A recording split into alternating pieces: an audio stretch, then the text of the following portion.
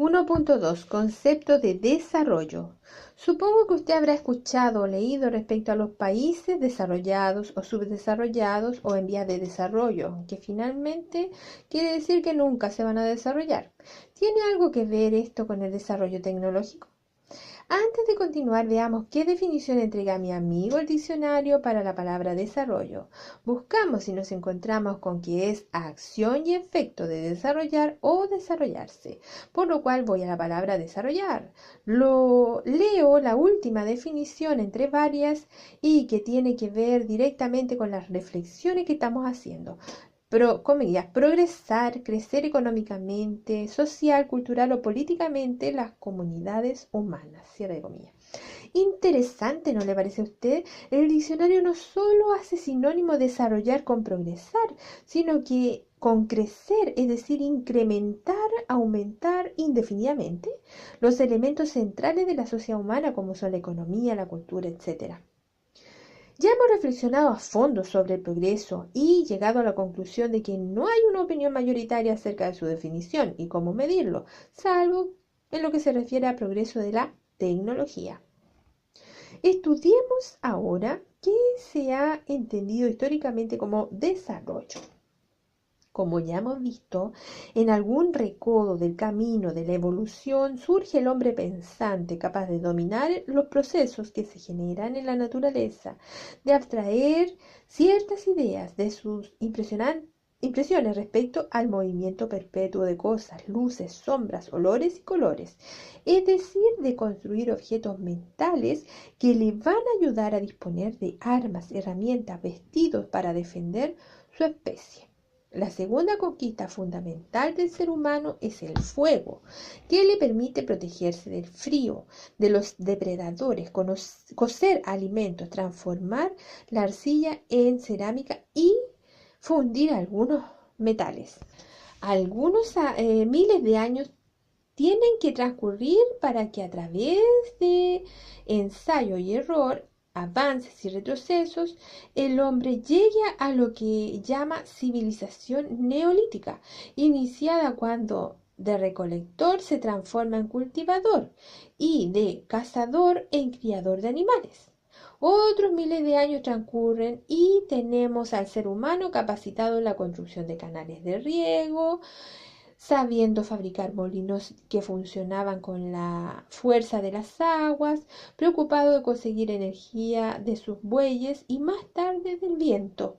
También lo observamos hábil en la fabricación de armas de metal y los cacharros rudimentarios que necesitan para su trabajo y para su vida doméstica. Esta civilización culmina con inventos técnicos como la rueda, el uso de la vela en las embarcaciones, el nacimiento de los espacios de intercambio comercial de los puertos, del comercio con lejanas regiones. Aparecen tímidamente al principio, pero cada vez más poderosas las ciudades costeras, cruce de los flujos comerciales, al mismo tiempo que empieza la organización del entorno del ecosistema, de modo que sea cada vez más cómoda para el ser humano. Son los primeros balbuceos de una visión del mundo en desarrollo, pero se trata de una visión de las élites, de quienes gobernaban, filosofaban y dominaban la sociedad. La enorme masa restante de personas durante esos miles de años solo tenía como norte un horizonte inmóvil que solo cambiaba con las estaciones y las tareas respectivas que había que hacer. El poder de cada cual se medía en la civilización neolítica por la posesión o no de herramientas y armas de piedra primero, luego de bronce, después de hierro o acero. Esto llevaba a disponer o no de cuevas, de chozas, de casas bajas o de castillos y también de la capacidad o incapacidad para ir a lugares lejanos caminando, a caballo o en barco.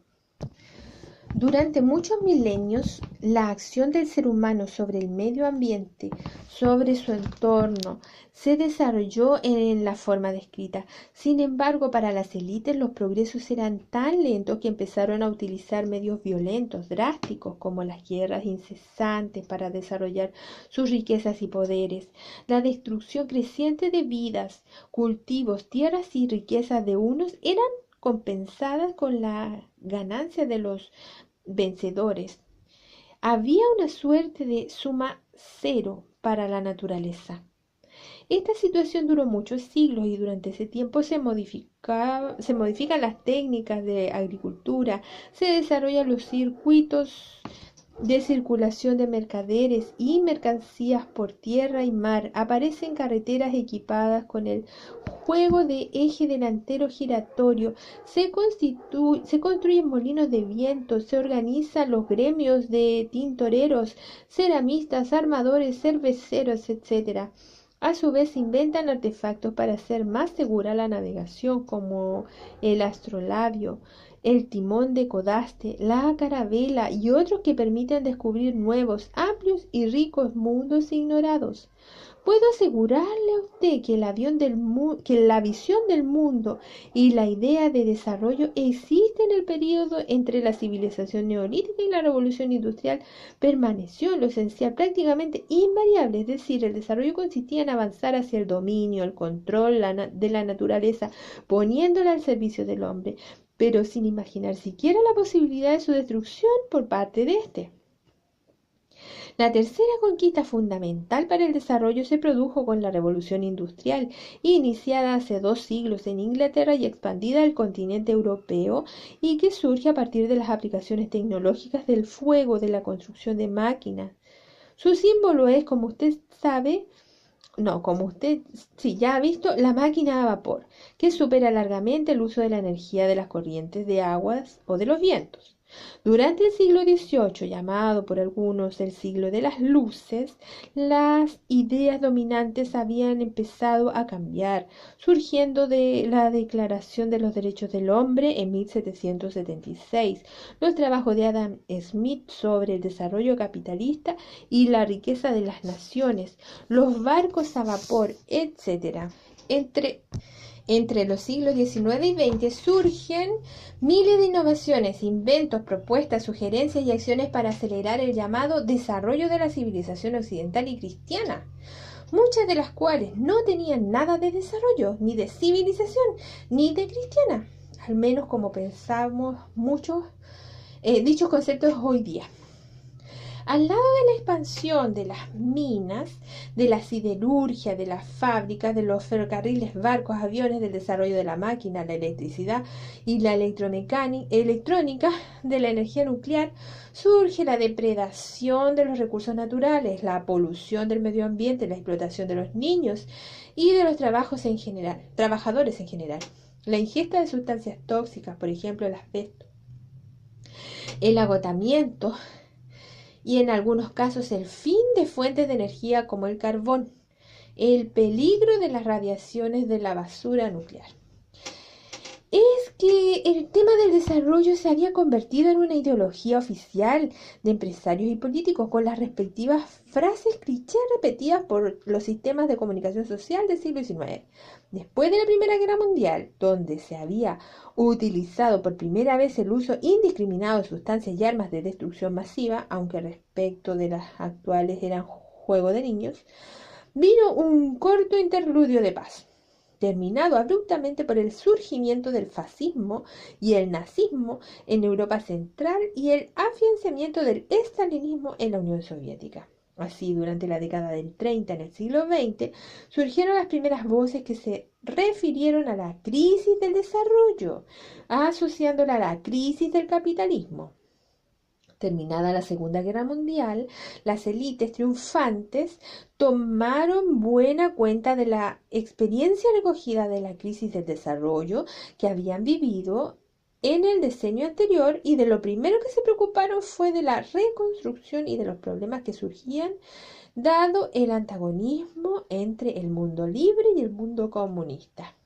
En Occidente, el enorme éxito de la reconstrucción, que fue solo económica, superó todas las esperanzas y dio comienzo a una fase de violenta expansión de las economías del mundo capitalista y al inicio de la Guerra Fría. Esta fase histórica también elaboró y expandió su propia ideología, la del crecimiento económico como clave para resolver los problemas humanos. En este planteamiento subyace la creencia que la creatividad y desarrollo empresarial crea un excedente de riqueza gracias a los esfuerzos de investigación, a la correcta elección del capital privado acerca de dónde invertir, al mejoramiento constante de los procedimientos para fabricar o prestar servicios, a la habilidad y competencia de los jefes para descubrir y contratar los mejores talentos, a la capacidad de las empresas para disponer de laboratorios cada vez más sofisticados, de series de productos cada vez más variados y de reservas financieras cada vez mayores.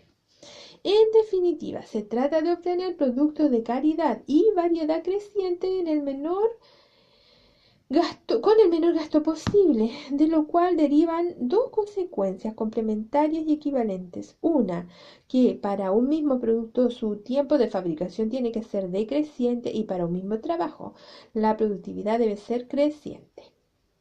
El excedente de riqueza generado viene a medir la eficacia y eficiencia económica de las empresas y por otra parte la forma como se reparte entre los poderosos y los débiles mide el nivel de justicia social existente entre los habitantes del país. Como siempre ha ocurrido en la historia de la humanidad, a una ideología dominante en una época y lugar determinado siempre surge una opuesta, como usted comprenderá respecto a la ideología posterior a la Segunda Guerra Mundial que le acabo de describir. También le han salido detractores. El sistema socioeconómico nacido empezó a ser criticado no porque fuese incapaz de mantener ciertos niveles mínimos de crecimiento, ni porque distribuyese de modo desigual e injusto el excedente generado, sino porque su única preocupación es el crecimiento y no existe inversión del capital, sino es en función de un crecimiento determinado en un periodo prefijado, es decir, si no existe garantía de lucro, todo lo cual significa una serie de consecuencias negativas humanas, políticas, culturales y sociales estudiadas y analizadas desde ya hace mucho tiempo. 1.3. El precio del desarrollo. Hoy día en los países europeos se discute y se toman decisiones concretas en relación al precio que están dispuestos a pagar para comprar desarrollo, ya que se sabe que este precio contempla un componente tremendo, hasta hace un par de decenios silenciado sistemáticamente por ciertos intereses y que corresponde a la acumulación masiva y tal vez irreversible de daños a la naturaleza. En un libro que escribí hace 4 años atrás explicando las dificultades para poner en marcha estrategias alternativas a las existentes en un instante dado en el mundo, decía, comillas, muchas veces sucede que un conjunto de personas, instituciones o países concuerdan en la elaboración de una estrategia, pero al tratar de ponerla en ejecución comienzan los problemas. ¿Qué ha ocurrido? El Club de Roma, selecto club formado por los países más industrializados del mundo, escandalizó hace más de 30 años atrás al divulgar un informe solicitado por ellos y preparado por un grupo de conocidos científicos de fama mundial perteneciente al Instituto Tecnológico de Massachusetts, encabezado por el profesor Dennis Meadows, que en síntesis decía: 1. Los análisis de la información manejada hasta el instante 1972 respecto al crecimiento demográfico, los procesos de industrialización, los niveles de contaminación creciente de la tierra, agua y aire, la producción de alimentos y la exportación no planificada de recursos naturales señalaban que, de seguir sin alteraciones, el planeta Tierra iba a colapsar dentro de los próximos 100 años. 2. Es posible cambiar esta tendencia al agotamiento de la tierra si se establecen en común acuerdo entre los gobiernos condiciones de estabilidad económica y ecológica sustentables, diseñando un estado de equilibrio global donde todos los seres humanos tengan iguales oportunidades para desarrollar sus potencialidades. 3. Es preciso que cuanto antes los seres humanos se encaminen en este segundo sentido y no en el primero para garantizar mayores posibilidades de éxito en impedir el colapso de nuestro planeta. Usted note que este informe corresponde a la información disponible en 1972 y a pesar de sus conclusiones nada alentadoras, los países del Club de Roma, obsesionados por el desarrollo, nada hicieron para tratar de cambiar la situación. Ahora bien, Meadows y su equipo volvió a hacer un análisis con las informaciones existentes en 1992, es decir, 20 años después, utilizando los potentes computadores ya fabricados por aquellos años. Veamos sus conclusiones. 1. A esta altura del desarrollo humano, la sobreexplotación de muchos recursos naturales y la producción creciente de contaminantes del agua, tierra y aire han sobrepasado los índices físicamente soportables. Es urgentísima la disminución significativa y uso de tales recursos, en especial de los energéticos. En caso contrario, el colapso anunciado para dentro de un siglo se va a producir en las próximas décadas. 2. El colapso no es inevitable. El colapso no es inevitable, o sea, es evitable, pero es necesario realizar de modo urgente, en primer lugar, una revisión general de las políticas y prácticas actuales que perpetúan el consumo de los recursos y la producción de bienes materiales, y en segundo lugar, un aumento rápido y drástico de la eficiencia en el uso de esos recursos y de la energía. 3. Una sociedad con un desarrollo sustentable ecológicamente todavía es técnicamente posible y es muchísimo más deseable que la sociedad que intenta resolver sus problemas solo a base de crecimiento económico. El cambio hacia el primer tipo de sociedad requiere definir una estrategia donde exista un cuidadoso equilibrio entre los objetivos a largo, medio y corto plazo y poner énfasis en lo suficiente, la equidad y la calidad de vida y no en la cantidad de productos, requiriendo también de madurez, comprensión y sabiduría. Como usted puede apreciar, el desarrollo unidimensional, es decir, solo económico que pretenden los ideólogos y que en Chile son mayoría en los medios de comunicación social, nos lleva lentamente a una catástrofe predicha. Y a nivel mundial, ¿qué pasa? El informe de Dennis Meadows y sus colaboradores no dejó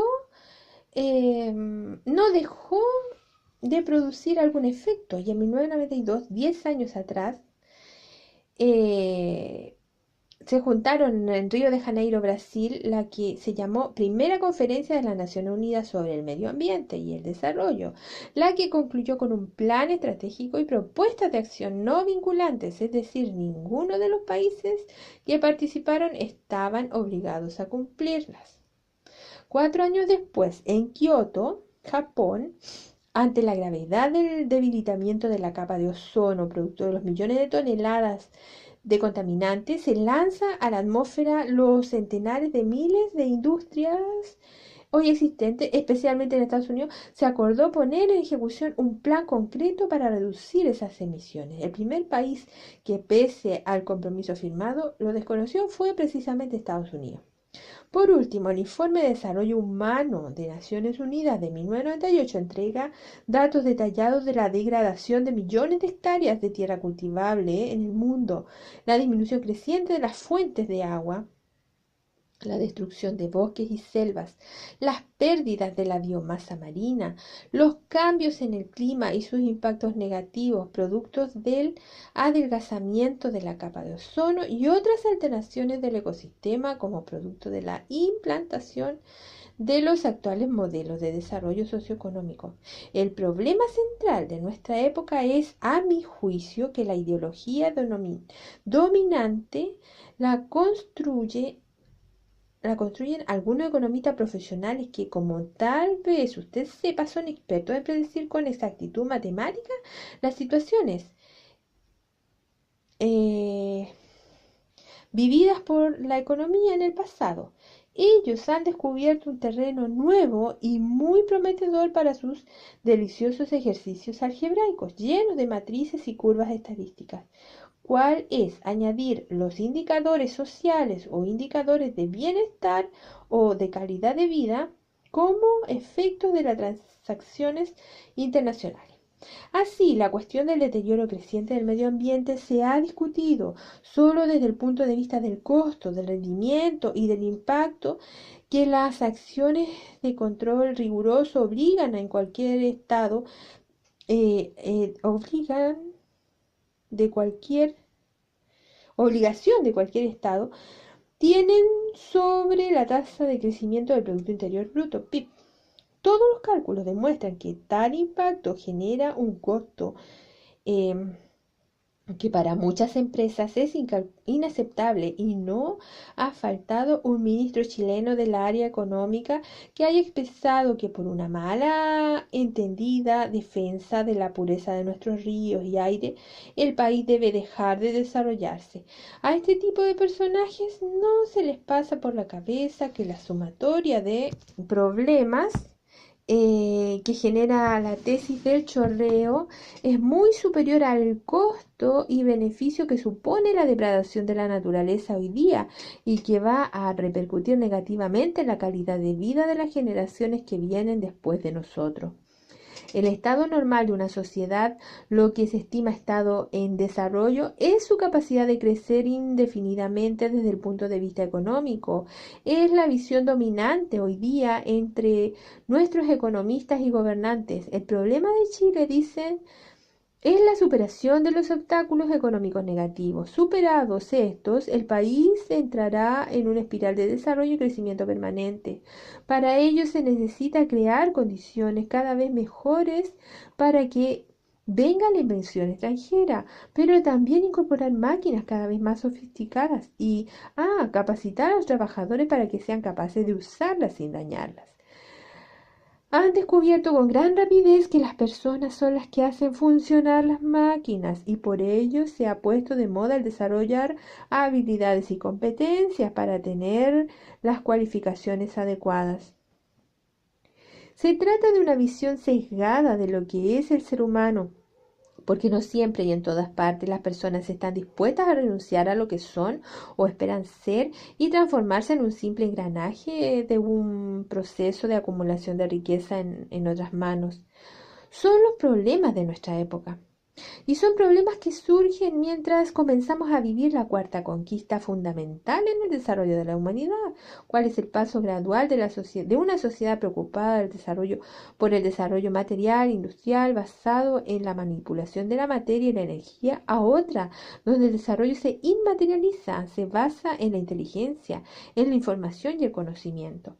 Esta cuarta etapa nos trae nuevos y complejos problemas para resolver, ya que al manejar masivamente información debería suponer una sociedad capaz de pensar por sí misma y tomar decisiones que realmente la favorezcan. Es decir, se trata de usar la información y los conocimientos que podamos adquirir para generar nuevos conocimientos propios en un círculo de constante retroalimentación acumulativa. Los desafíos que esta situación genera al sistema educacional son enormes, como veremos más adelante, y el precio de no hacerlo también será tremendo.